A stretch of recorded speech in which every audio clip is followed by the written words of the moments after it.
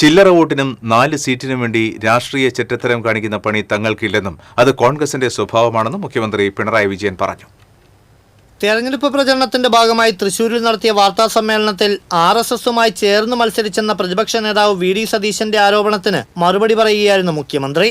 അന്നത്തെ സ്ഥിതി സതീശൻ അറിയില്ല. രാഷ്ട്രീയ പ്രവർത്തനം ആരംഭിച്ച കാലം മുതൽ RSS എങ്ങനെയാണ് തന്നെ കണ്ടതെന്ന് എല്ലാവർക്കും അറിയാം. അവരുടെ പ്രധാന ടാർഗറ്റായിരുന്നു താൻ. നാണം കെട്ട ഒരുപാട് കൂട്ടുകെട്ടുകൾക്ക് പുറകെ പോയവരാണ് കോൺഗ്രസ്. RSSന് സംരക്ഷണം നൽകിയവർ ആരാണെന്ന് പിന്നീട് അവർ തന്നെ വെളിപ്പെടുത്തിയില്ലേ എന്നും മുഖ്യമന്ത്രി ചോദിച്ചു.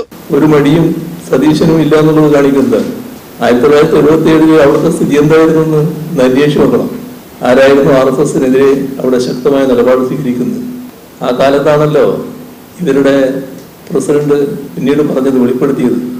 ഞാനായിരുന്നു RSS ശാഖക്ക് സംരക്ഷണം നൽകിയത്, അതിന് ആളുകളെ അയച്ചത് ഞാനായിരുന്നു, അത് മാർക്സിസ്റ്റുകാരിൽ നിന്ന് സംരക്ഷണം കൊടുക്കാൻ വേണ്ടിയായിരുന്നു എന്നൊക്കെ പറഞ്ഞത് ഇദ്ദേഹത്തിൻ്റെ തന്നെ, ഇദ്ദേഹം എല്ലാം കൂടി പ്രസിഡന്റാക്കിയ ആളായിരുന്നല്ലോ. അതായിരുന്നു അന്നത്തെ കണ്ണൂരിൻ്റെ അവസ്ഥ. അവിടെ എൻ്റെ രാഷ്ട്രീയ പ്രവർത്തനം ആരംഭിക്കുമ്പോൾ തന്നെ എന്നെ RSS എങ്ങനെയാണ് കണ്ടിട്ടതെന്നും എല്ലാവർക്കും അറിയാം. അവരുടെ ആക്രമണം ഏത് ഘട്ടത്തിലും വരാമെന്നുള്ള നില ഉണ്ടായിരുന്നുവെന്നത് അന്ന് കണ്ണൂരിലുള്ള എല്ലാവർക്കും അറിയാം. അതിൽ ആക്രമണത്തിൻ്റെ ടാർഗറ്റായിട്ട് ഒന്ന് എന്നെ തന്നെയായിരുന്നു വെച്ചിരുന്നത്. അതായിരുന്നു കാലം. ഇപ്പോൾ കുറച്ച് ദശാബ്ദം കഴിഞ്ഞു എന്നുള്ളത് കൊണ്ട് എന്തു തുണിയും പറയാം എന്ന നില വന്നു ചേരുന്നത്. വയനാട്ടിലെ ദുരന്തബാധിതർക്ക് കോൺഗ്രസ് നടപ്പാക്കുന്ന പുനരധിവാസ പദ്ധതിയെയും മുഖ്യമന്ത്രി വിമർശിച്ചു. UDF പറഞ്ഞ കാര്യങ്ങൾ ഒരിക്കലും നടപ്പിലാക്കാറില്ല. വയനാട് ടൗൺഷിപ്പ് നിർമ്മാണവുമായി ബന്ധപ്പെട്ട് സർക്കാർ പ്രതിപക്ഷത്തോടുകൂടി ചർച്ച ചെയ്താണ് തീരുമാനിച്ചത്.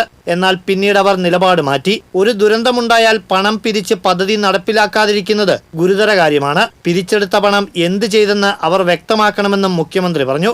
ലൈഫ് മിഷൻ പദ്ധതിയെ സാധാരണഗതിയിൽ ആരും എതിർക്കേണ്ട കാര്യമില്ല. പക്ഷേ കോൺഗ്രസ് അതിനെയും എതിർത്തു.